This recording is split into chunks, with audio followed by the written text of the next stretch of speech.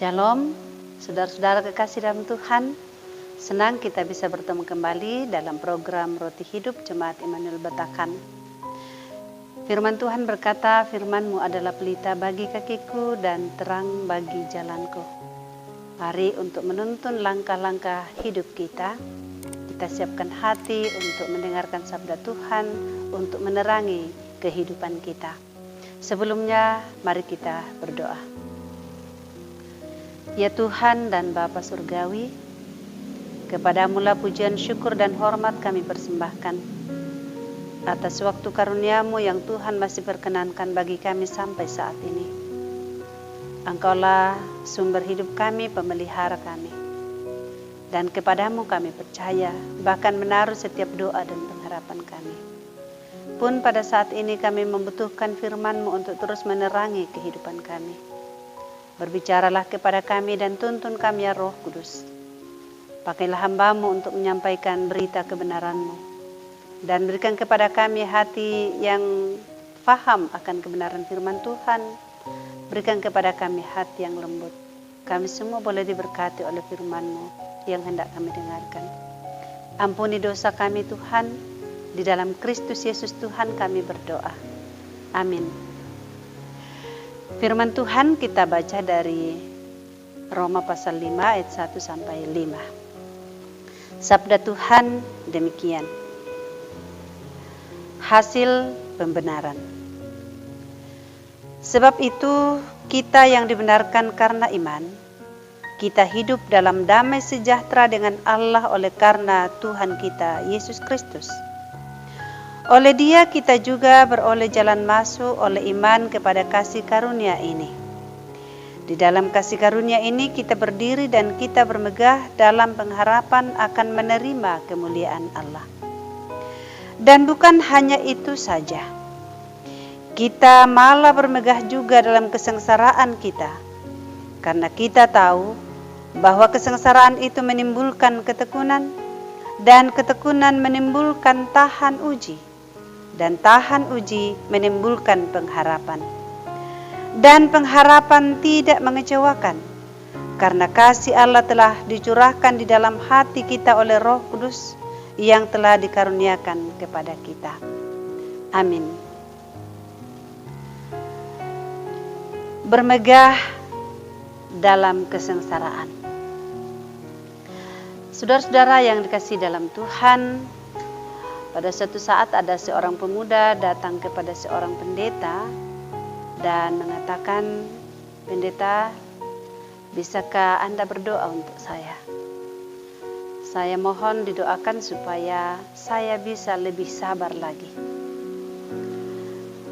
Sang pendeta berkata bahwa tentu saja kita akan berdoa bersama. Kemudian mereka berdua berlutut untuk berdoa kepada Tuhan. Sang pendeta kemudian berdoa kepada Tuhan demikian. Ya Tuhan, kirimkanlah bagi anak muda ini kesulitan di pagi hari. Kirimkanlah kesulitan di siang hari.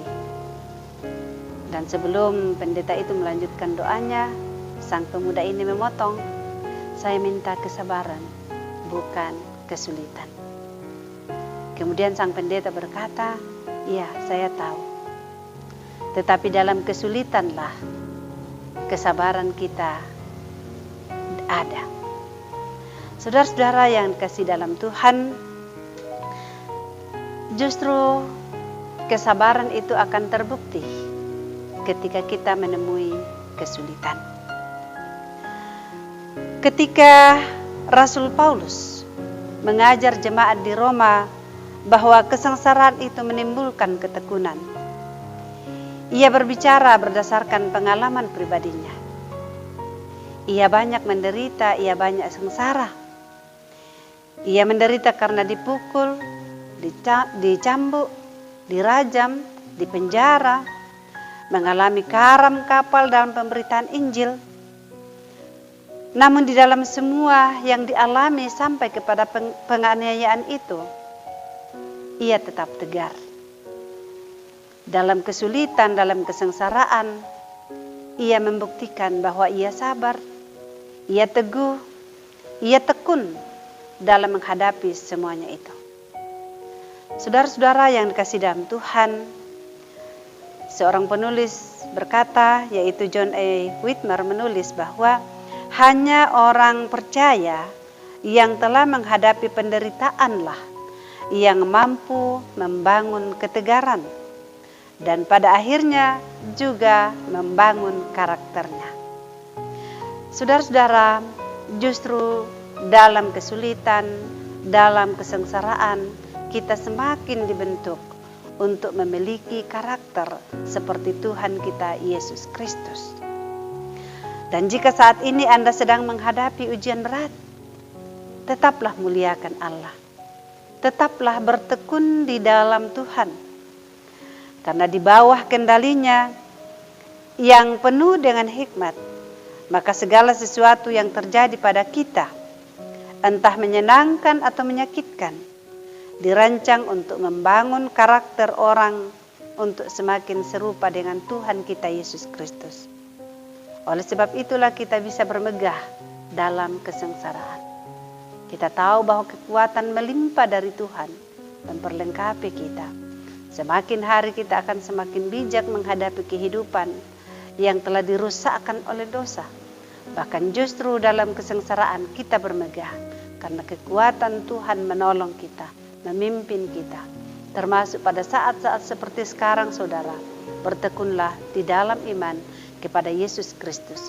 Kasih karunia-Nya menyertai kita. Amin.